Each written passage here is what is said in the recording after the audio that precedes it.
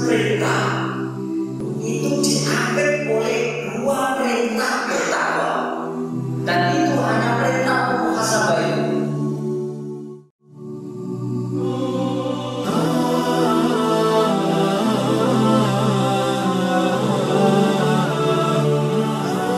Saya terus terang ketika pergantian tahun itu selalu saya maknai bahwa kita ini semakin mendekati kematian. Tidak ada selain itu sesungguhnya. Dan karenanya saya selalu ketika pergantian tahun itu teringat akan firman Allah Subhanahu wa Ta'ala di surat Yasin, surat yang ke-36 ayat yang ke-78. Di sana Allah Subhanahu wa Ta'ala berfirman, "Wa man nu'ammirhu nunakkishu fil khalqi afala yaqilun." Barang siapa yang kami panjangkan umurnya, ya Allah, maka niscaya kami akan kembalikan lagi dia di masa-masa awal penciptaannya. Artinya orang itu semakin bertambah umurnya, maka dia akan mengalami situasi-situasi seperti masa kecilnya. Cuma kalau situasi-situasi di masa kecil itu menyenangkan, menggelikan dan menggemaskan, tetapi ketika sudah di masa tua itu menjijikkan. Jadi kalau ada bayi yang kemudian ngompol itu mengemaskan, tapi kalau ada lansia yang kemudian ngompol itu menjijikkan. Sama-sama ngompol ya. Itu kata Allah di situ. Barang siapa yang kami panjangkan umurnya, maka akan kami kembalikan dia sebagaimana dulu pada masa kecilnya. Dulu sama ketika masa kecil tadi itu tidak bisa berjalan dan dia hanya kata orang Jawa merangkak seperti itu. Ketika orang sudah pada masa tua, gitu ya, kemudian kakinya sudah liu-liu, asam urat dan seterusnya, nanti juga akan kembali seperti itu. Karena itu marilah kita maknai pergantian tahun ini sebagai sebuah sarana introspeksi dan evaluasi bahwa sesungguhnya kita ini sebentar lagi akan dipanggil oleh Allah Subhanahu wa Ta'ala. Para bapak dan ibu sekalian, saya ketika mendapatkan SMS dari Pak Ahmad Subardo gitu ya, untuk mengisi acara ini, saya terus terang sampai tadi mau berangkat, saya tidak tahu apa yang harus saya katakan, apa yang harus saya sampaikan. Saya baru pulang ke Lamongan itu Jumat dini hari, ya.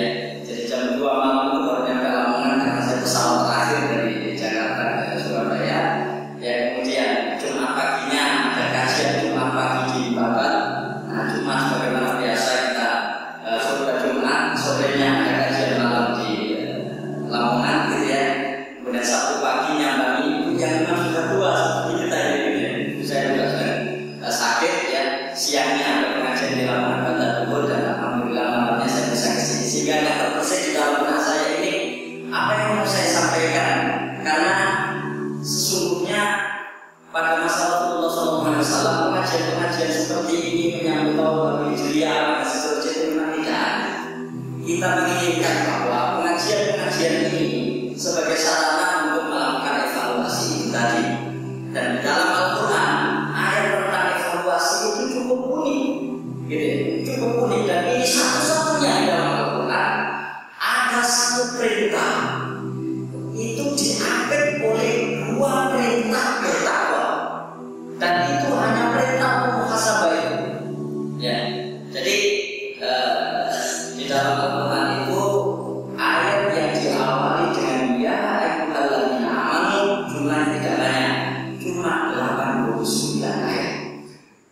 Oke, ayat yang diawali dengan ya ayyuhalladzina amanu kemudian dilanjutkan dengan ittaqullah itu cuma 8 ayat.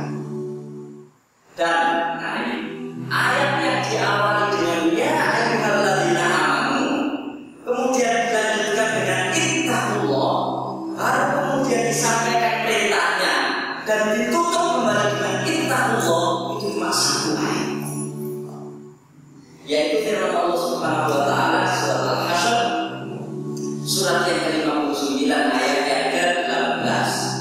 Ya ayyuhalladzina amanu ittaqullaha wal tanzur nafsun ma qaddamat lighad wattaqullah. Lihat bagaimana wal tanzur nafsun ma qaddamat lighad itu diambil dengan dua ittaqullah.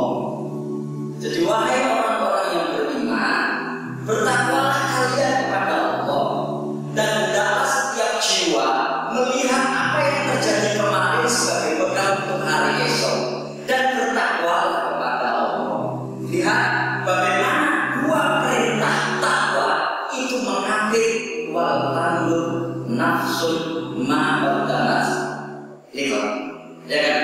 Jadi luar biasa ayat ini, dan ketika saya membaca buku tafsir, memang ini menunjukkan sebuah urgensi yang besar, karena ternyata tidak semua orang bisa melakukan evaluasi terhadap dirinya. Tidak semua orang bisa mengoreksi dirinya. Tidak semua orang bisa melihat apa yang telah dilakukannya sebagai bekal untuk hari-hari di mana dia nanti akan menjumpai Allah Subhanahu wa Ta'ala. Dan saya kira kita semuanya sepakat bahwa ayat tentang muhasabah ini, ayat tentang evaluasi ini, inilah pijakan yang kita gunakan di dalam menyelenggarakan acara pada malam hari ini. Namun pada kesempatan ini para bapak sekalian, tema kita adalah menyambut tahun baru Hijriah, dan mungkin sedikit saja tentang masalah Hijriah ini ya. Jadi kalender Islam atau kalender Hijriah ini itu dimulai pada masa pemerintahan Khalifah Umar bin Khattab. Dan kisahnya itu unik ya, kisahnya itu sederhana. Jadi ada seorang gubernur di Basra itu Irak sekarang, yang sekarang tengah berbolak ya.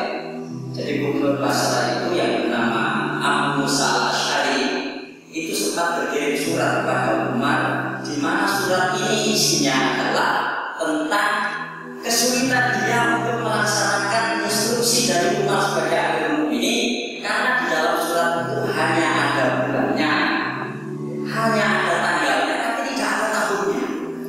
Ya, tidak ada tahunnya. Jadi selalu ini tanggalnya sekian, dan tidak ada tahunnya. Dan ini kemudian disampaikan kepada Umar bin Khattab.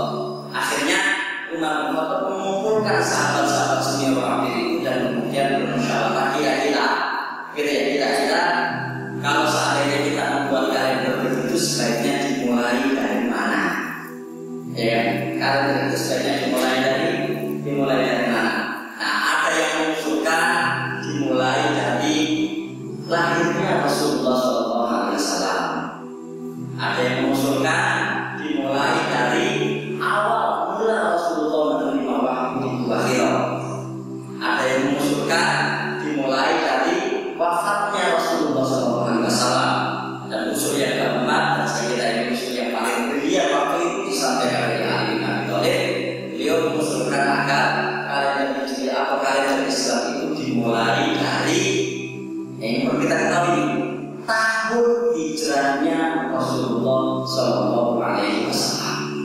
Dan akhirnya sepakat mereka semuanya bahwa kalender itu dimulai dari tahun hijrahnya Rasulullah SAW. Akhirnya setelah itu ada musyawarah lagi, bulannya sebaiknya dimulai dari bulan apa? Nah, di ayat yang ke-39 dari surat At-Taubah, di sana Allah Subhanahu wa Ta'ala berfirman bahwa bulan itu ada 12. Inna iddatasy syuhuri indallahi 12 syahrun fi kitabillah. Itu kan bunyinya. Sesungguhnya hitungan bulan menurut Allah Subhanahu wa Ta'ala itu ada 12 bulan sebagaimana di dalam kitab Allah Subhanahu wa Ta'ala. Jadi 12 bulan ini sudah merupakan ketentuan Allah Subhanahu wa Ta'ala tentang hitungan bulan. Nah, waktu itu kemudian dimulai dari mana bulannya?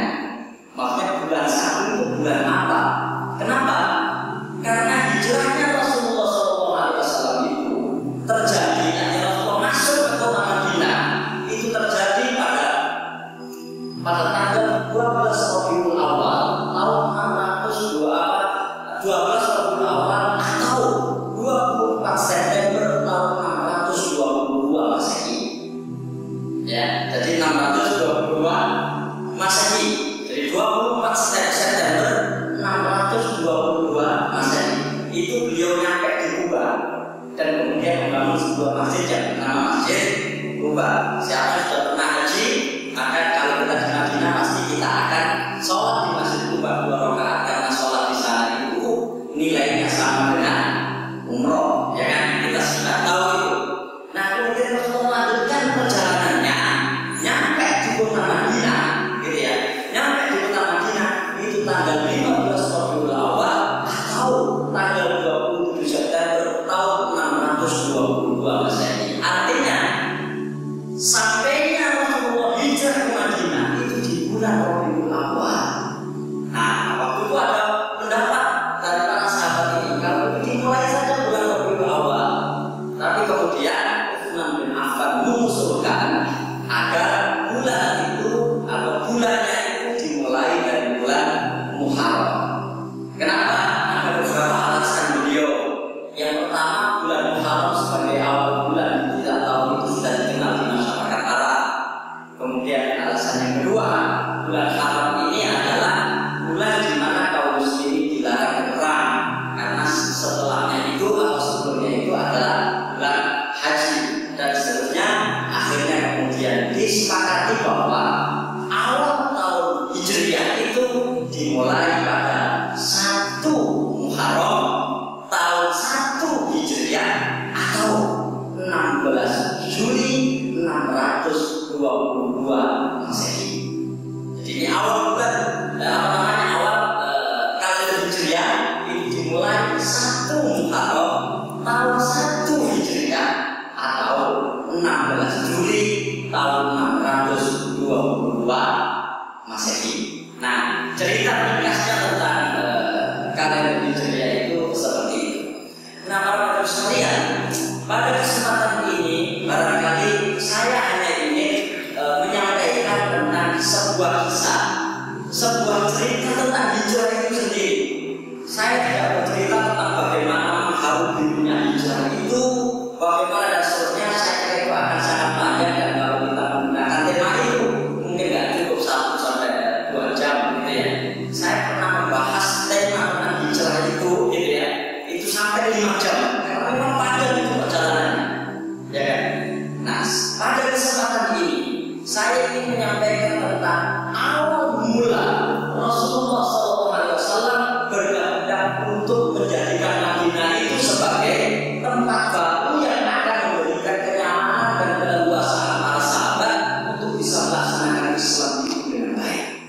Nah, disitulah 3 tahun sebelum hijrah itu ada peristiwa begini, ya kan? Ini makanya saya hanya bercerita saja. Kita tidak bisa membaca cerita ini di internet dan seterusnya. Tapi mungkin nanti akan saya sampaikan tentang satu hadis penting tentang peristiwa itu. 3 tahun sebelum hijrah itu, gitu ya. Orang-orang yang berada di Madinah itu mengatakan kepada orang-orang Khazraj, ya kan? Salah satu suku besar yang ada di Madinah. Nah, suku itu mau melaksanakan ibadah haji. Ini haji sebelum syariat haji Islam. Jadi haji itu sudah ada sebelum syariat haji secara Islam. Ya, ada tawafnya, ya ada bentuknya, tapi berbeda dengan syariat haji sebagaimana yang dilakukan Rasulullah SAW pada tahun ke-9 Hijriah. Kita semua tahu yang namanya haji wada itu berbeda. Ya. Nah, pada saat mereka ini ke Mekah untuk melaksanakan musim haji, orang-orang Yahudi menyampaikan kepada orang Khazraj itu, coba kamu cek di sana, menurut kitab Taurat yang aku pegang di Mekah itu ada seorang nabi. Nah, ini jeleknya orang Yahudi itu begitu, Pak. Membuktikan nggak mau sendiri, dia nyuruh orang, gitu. Dia nyuruh orang. Nah, akhirnya mereka ini kemudian sampai ke sebuah tempat, gitu ya, di dekat Mina. Malam itu Rasulullah SAW bersama Abu Bakar datang menemui mereka, dan mereka ini berjumlah 6 orang dipimpin oleh As'ad bin Zurarah. Ini tokoh dari Khazraj. Akhirnya Rasulullah SAW kemudian menyampaikan kepada mereka tentang Islam. Ini belum bisa teman nama ini, ya kan? Disampaikan tentang Islam, agama yang baik dan seterusnya, dan beliau memperkenalkan diri sebagai utusan Allah Subhanahu Wa Taala.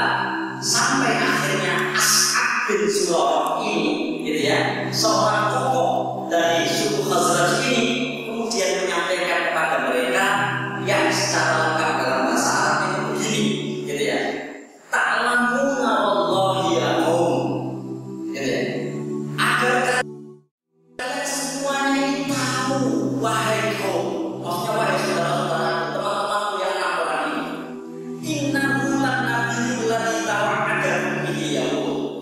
Ini memang nabi sebagai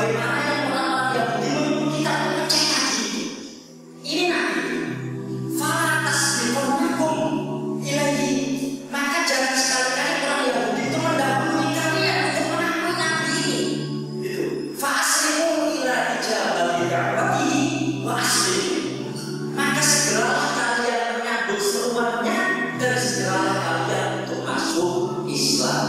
Ya, kalau bahasa Lamongan, cekat kedisian Yahudi, cepat-cepat akhirnya melebu Islam. Nah, itu ceritanya. Ya.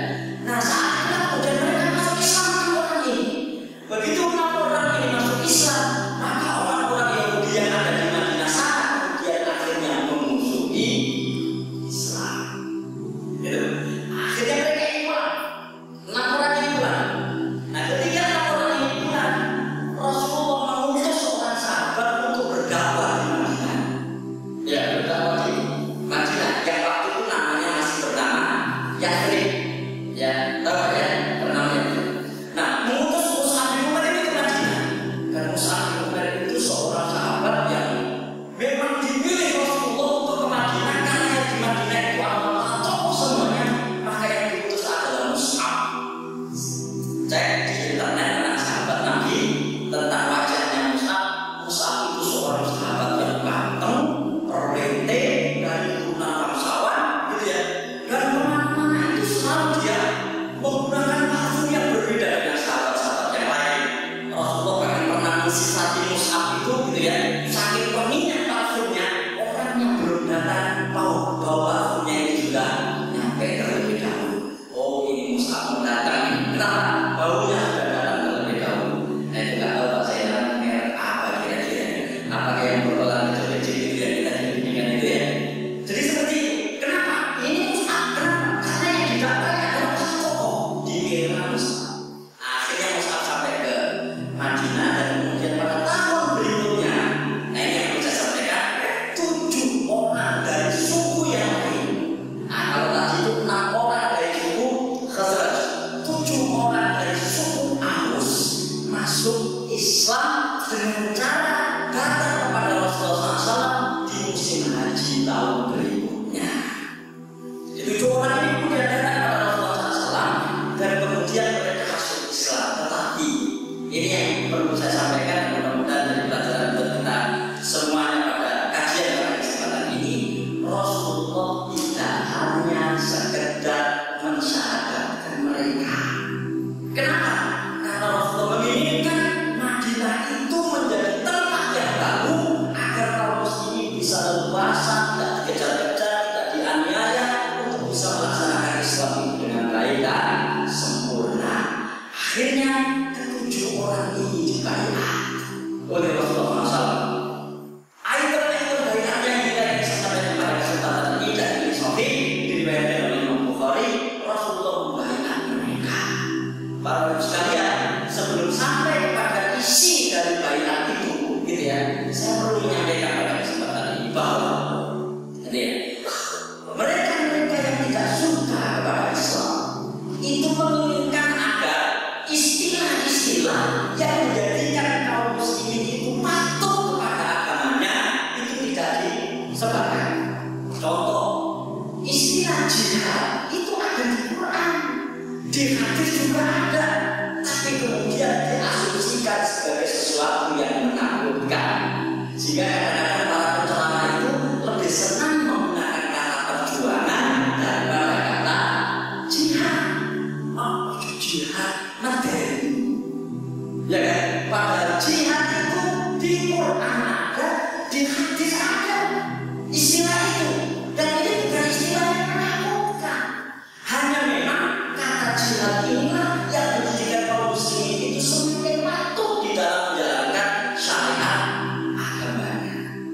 Satu lagi yang tadi kita sampaikan, kata bai'ah. Apa sih maknanya bai'ah itu? Maknanya bai'ah itu sebagiannya adalah janji setia. Tapi kata-kata janji setia itu tidak mewakili sepenuhnya kata-kata bai'ah. Menurut saya biarkan saja kata itu. Toh ada di Quran, ada juga di hadis.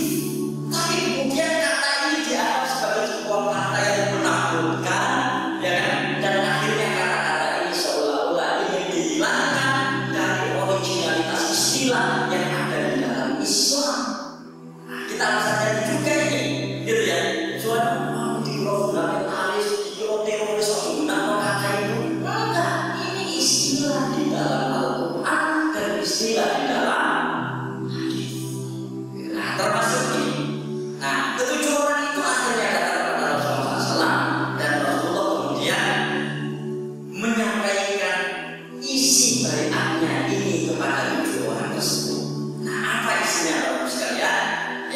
di sini ada seorang sahabat yang bernama Uqbah bin Shomit meriwayatkan begini, ya. Qala Rasulullah sallallahu alaihi wasallam, Rasulullah bersabda, "Ta'alu kesini kalian."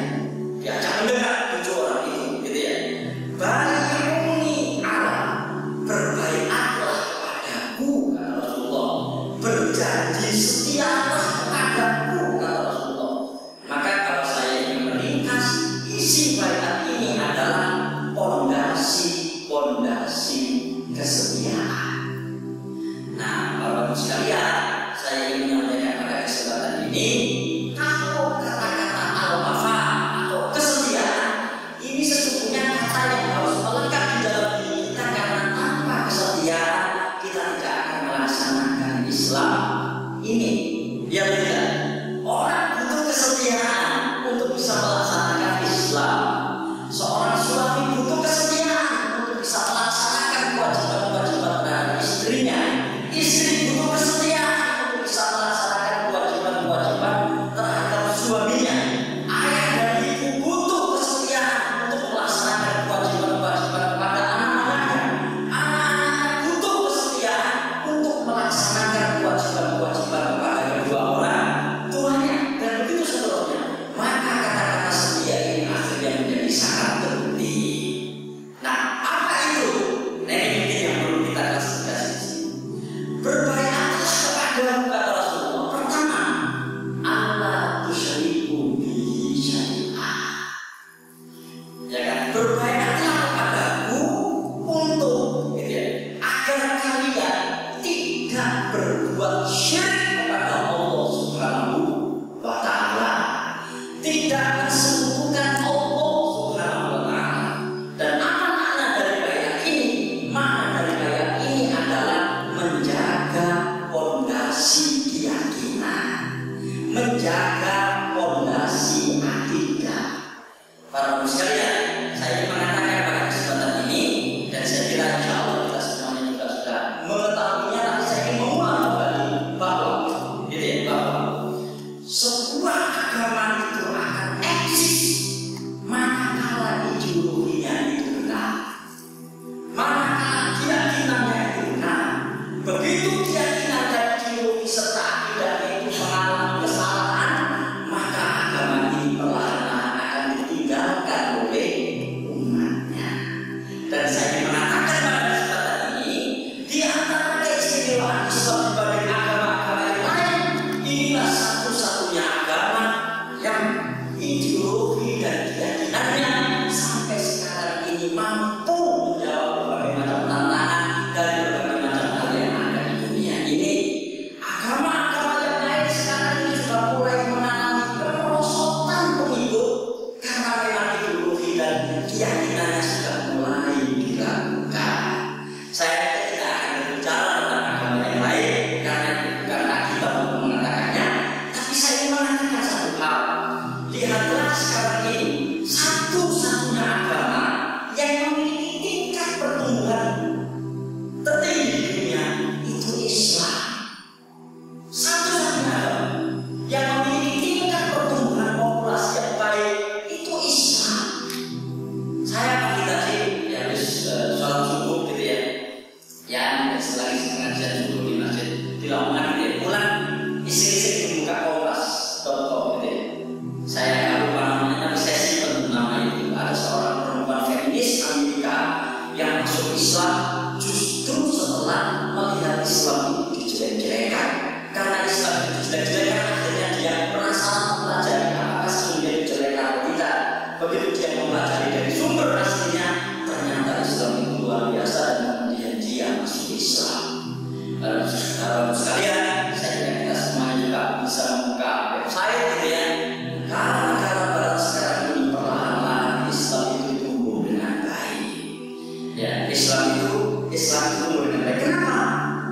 Bukan karena kemudian Islam itu menawarkan posisi-posisi penting di dalam kehidupan dunia mereka, tapi inilah sebuah agama yang secara ideologi, keyakinan, dan akidah itu mampu menjawab berbagai macam persoalan yang ada di dunia ini. Jadi kalau kita lihat di film-film barat itu kan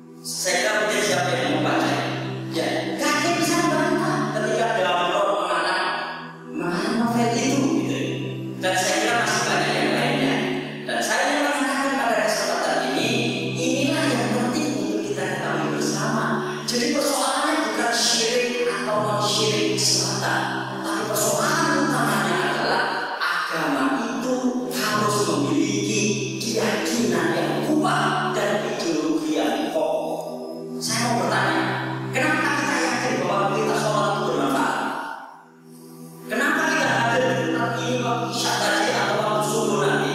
Kenapa kita capek-capek malam biar bangun sholat tahajud? Mengapa?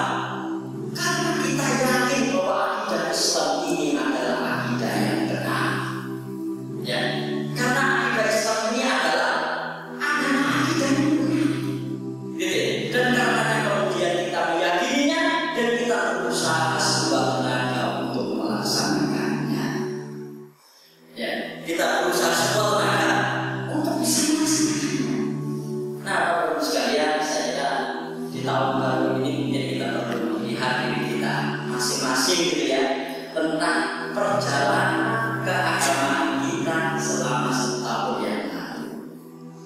Dan saya itu pernah membaca doa Rasulullah itu. Ya, makanya terus saja ketika tahun baru itu saya temukan itu diri.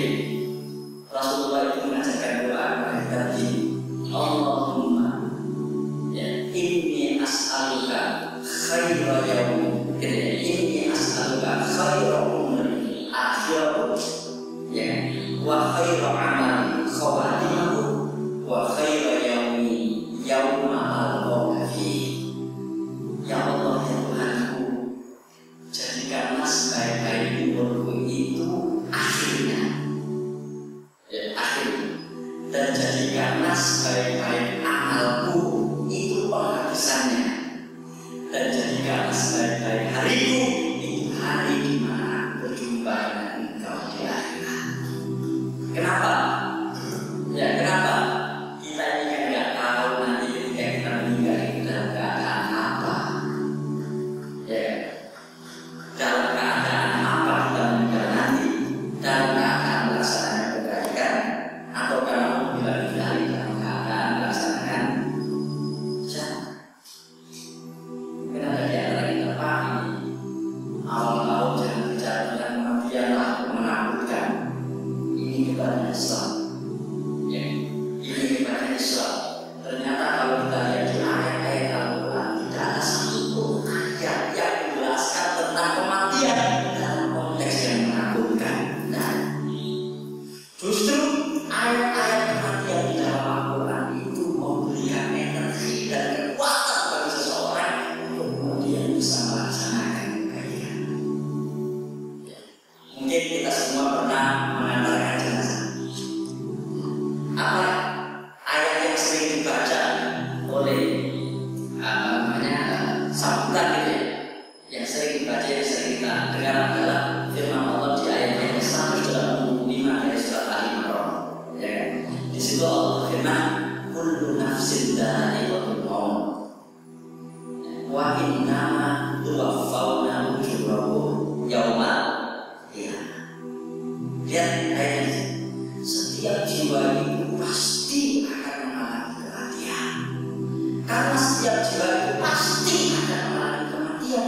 Maka kematian itu sesungguhnya adalah sebuah fase kehidupan yang tidak pantas untuk ditakuti, tapi dipersiapkan.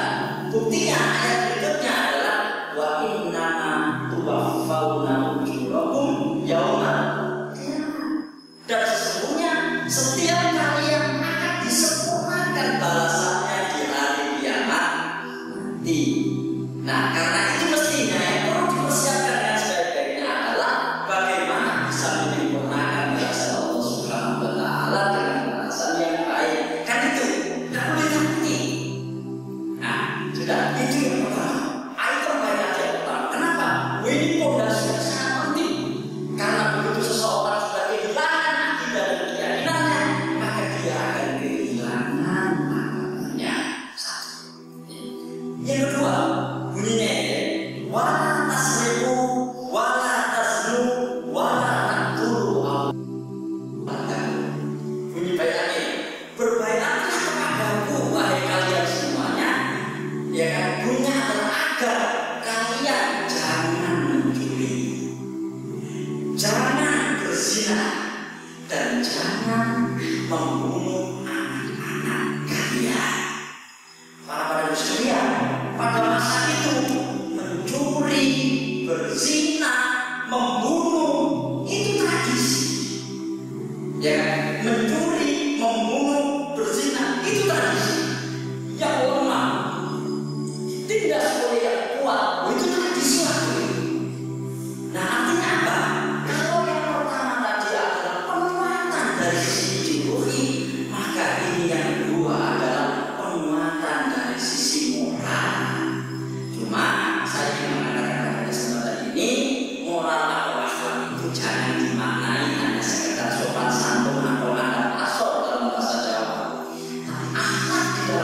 itu adalah sikap yang benar di dalam menjalankan perintah dan di dalam menjalankan Allah Subhanahu wa Ta'ala.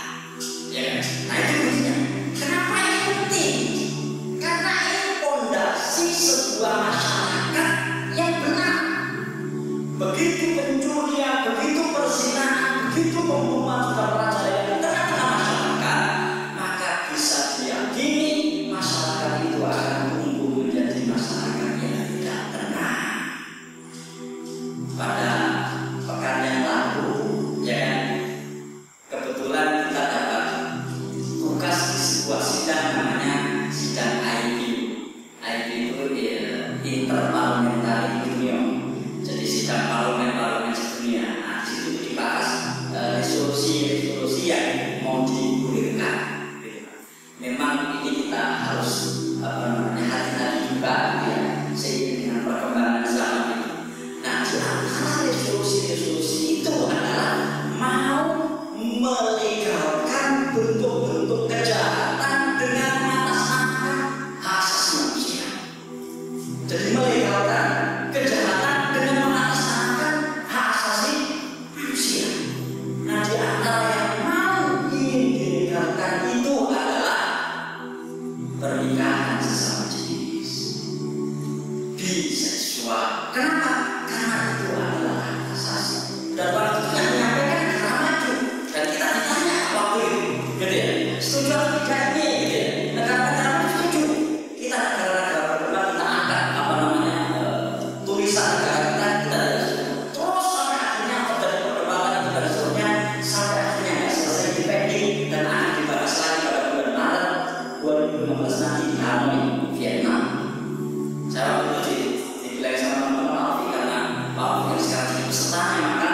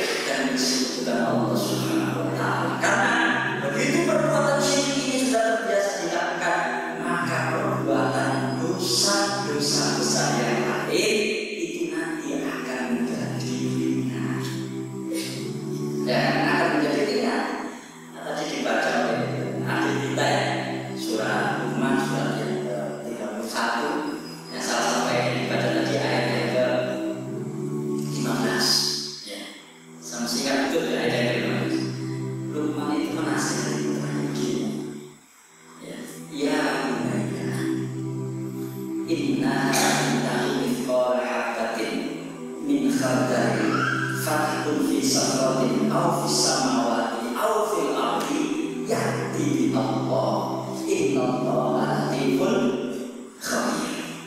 Wahai anakku tersayang, hanya ada di depan saya ini.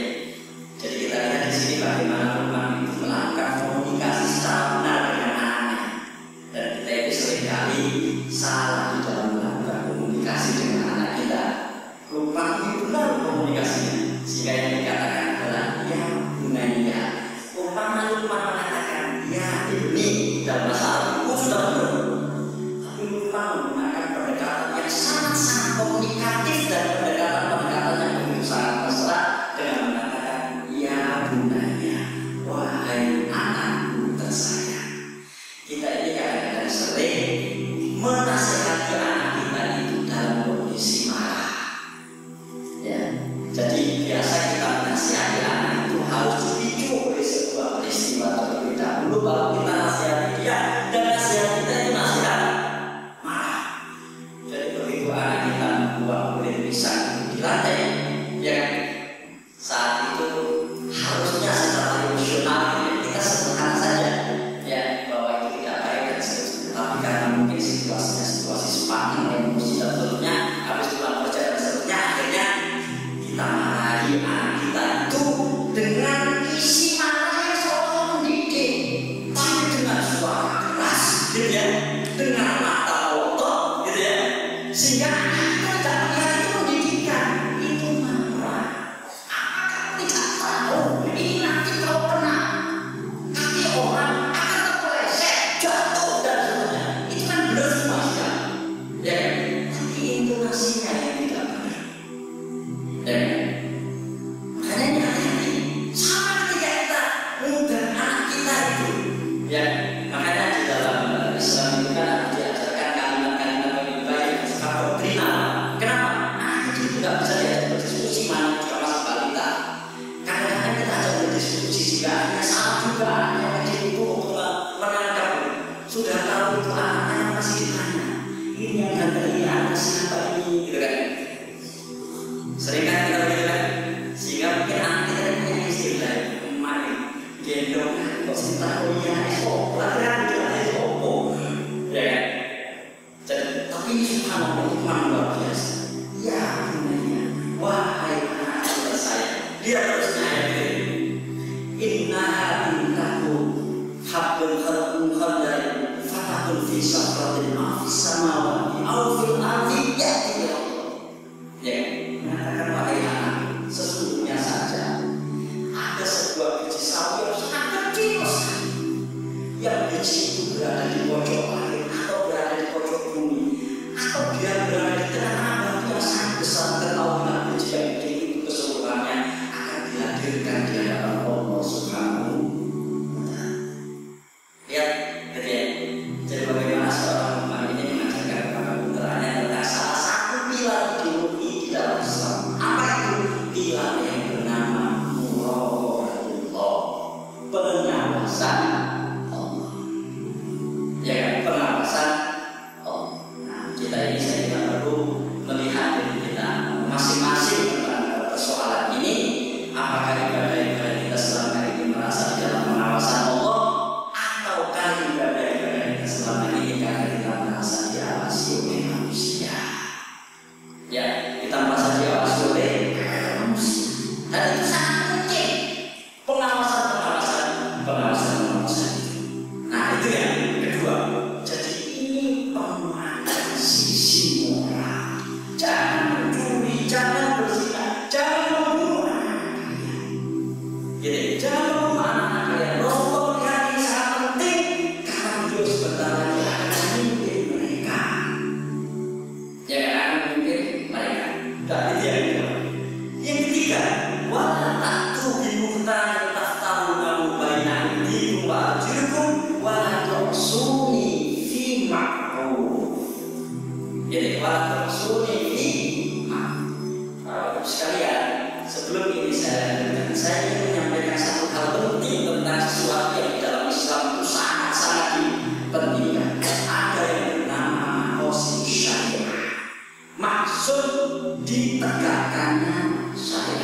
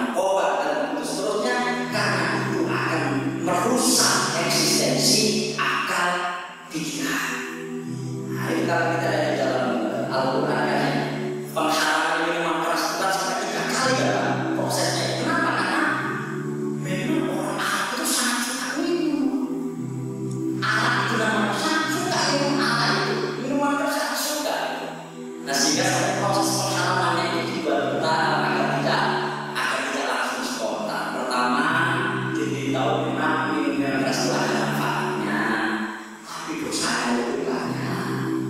Terus proses yang kedua diawali oleh ada seorang yang menjadi imam. Ketika menjadi imam membaca surat Al-Kafirun tidak selesai kan? Dia kuliah Al-Kafirun, Al-Kafirun, Al-Kafirun, walaupun kasih saja pada kenapa? Karena mabuk. Makanya turun ayat walaupun sholat walaupun sudah jangan sekali-kali kamu sholat dalam keadaan mabuk. Perhatikan ketika dua sholat yang masih boleh sampai akhirnya diharamkan secara total di ayat yang ke-90 dari surat Al-Maidah. Ya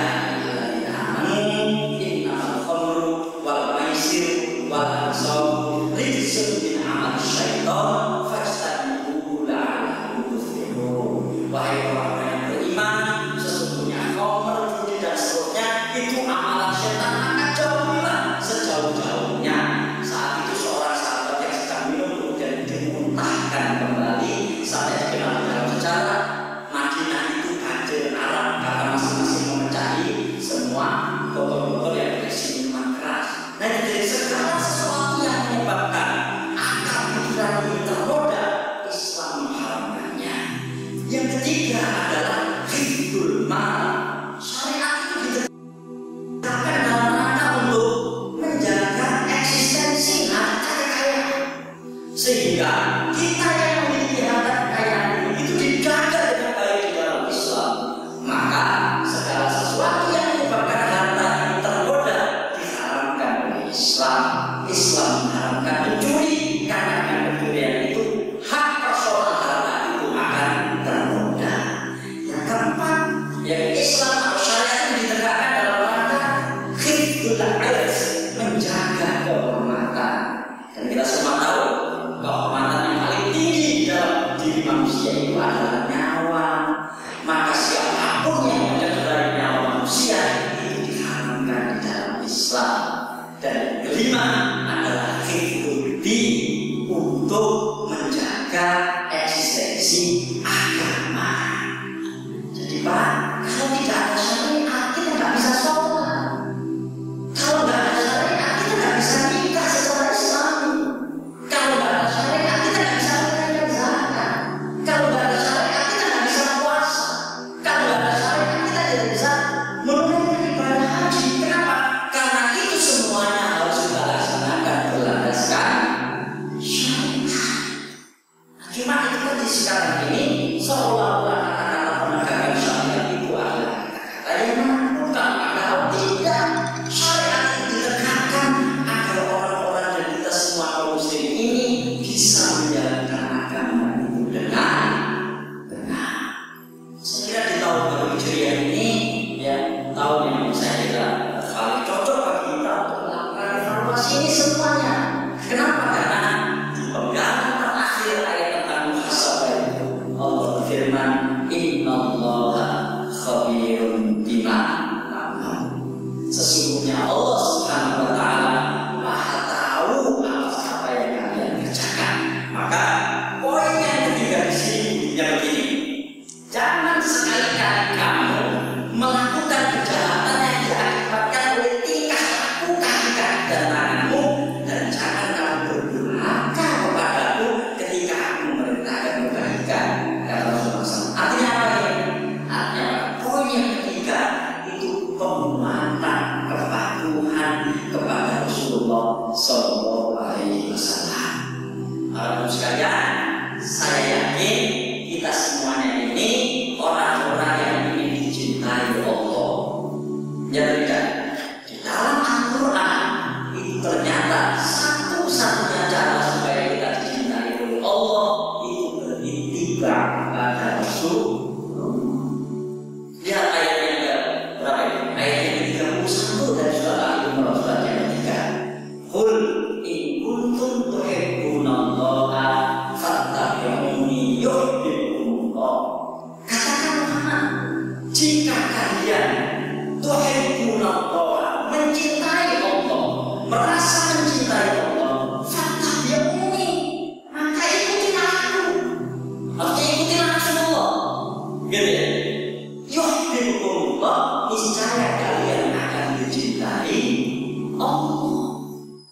sewu, ini kan tadi dijelaskan dari akhirnya kata-katanya itu kita garis bawahi itu Pak. Fattabi'uni, beriktikadlah kepadaku. Itu seandainya diganti dengan kata-kata fattabi'uni, maka bertaklidlah padaku, boleh. Tapi di sini menggunakan kata-kata ittiba. Taklid sama ittiba maknanya hampir sama, mengikuti. Bedanya kalau ittiba itu berbasis kepahaman, kalau taklid itu berbasis ketidaktahuan yang penting melaksanakan. Kalau ittiba berbasis kepahaman, sehingga pada masa Rasulullah SAW umat itu terbagi menjadi 3. Jadi ada umat yang di dalam melaksanakan agamanya itu sami'na wa asarna. Ya kan? Kami tahu, kami sadar, tapi kami durhaka. Nah itu orang yang gini, orang yang gini.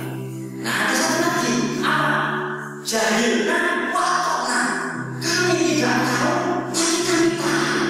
Nah itu orang-orang musyrik. Ketika dia menyembah patung-patung itu ditanya Rasulullah, mengapa kamu menyembah patung itu? Jawaban mereka seperti jawaban mana yang tidak urus aja gitu ya. Kami menyembah patung-patung itu karena demikianlah dulu bapak-bapak kami melakukannya. Bapak-bapak biar yono, aku yomelu. Nah, yang ketiga ini yang kita inginkan. Kelompok yang ketiga adalah kelompok sami'na wa ata'na. Kami mendengar, kami paham, kami mengerti, maka kami taat. Nah ini kan berbeda secara diametral dengan orang Yahudi tadi, yang dia paham, dia mengerti, dia memahami, tapi dia durhaka. Berbeda pula dengan orang jahiliyah, tidak tahu, tidak ngerti apa-apa. Nah, orang Islam ya itu adalah sami'na wa ata'na. Kami mengerti, kami paham, kami sadar, dan kami taat. Makanya Allah berfirman di ayat yang ke-31 dari surat An-Nur, surat yang ke-24, innama kana qaulal mu'minina idza du'u ila Allahi wa rasulihi liyahkuma bainahum an yaqulu sami'na wa ata'na. Sesungguhnya perkataan orang-orang yang beriman ketika diajak untuk melaksanakan apa yang telah digariskan oleh Allah dan Rasulnya, kata-kata mereka adalah sami'na wa ata'na. Jika itu sebagai argumen kita di awal tahun atau di akhir tahun 1435 dan di awal tahun 1436 ini, dan marilah pada kesempatan ini ya kita tundukkan kepala kita belajar dan berdoa kepada Allah Subhanahu wa taala, mudah-mudahan Allah mendengarkan dan mengabulkan doa kita. A'udzubillahi minasyaitonir rajim. Bismillahirrahmanirrahim. Alhamdulillahirabbil alamin. Hamdan yuwafi ni'amahu wa yukafi mazidah. Ya Rabbana lakal hamdu kama yanbaghi li jalali wajhika al-karim wa 'azimi sultanik. Allahumma inna nas'aluka bi anna nashhadu annaka antallah la ilaha illa anta al-ahad as-samad alladhi lam yalid wa lam yulad wa lam yakul lahu kufuwan ahad. La ilaha illa anta subhanaka inna kunna minadh dhalimin. La ilaha illa anta subhanaka inna kunna minadh dhalimin. La ilaha illa anta subhanaka inna kunna minadh dhalimin. Allahumma shalli ala Muhammad wa ala alihi wa sahbihi ajma'in. Ya Allah, ya Tuhan kami, janganlah Engkau malingkan hati-hati kami setelah Engkau memberikan petunjuk kepada kami. Sesungguhnya Engkau adalah yang Maha Memberi yang Maha Bijaksana. Ya Allah, ya Tuhan kami yang berkumpul di Masjid Al-Iman ini adalah segolongan hamba-hamba-Mu yang terkadang masih suka berbuat zalim kepada diri kami. Seandainya Engkau tidak mengampuni dan merahmati kami, ya Allah, sungguh kami akan termasuk orang-orang yang merugi.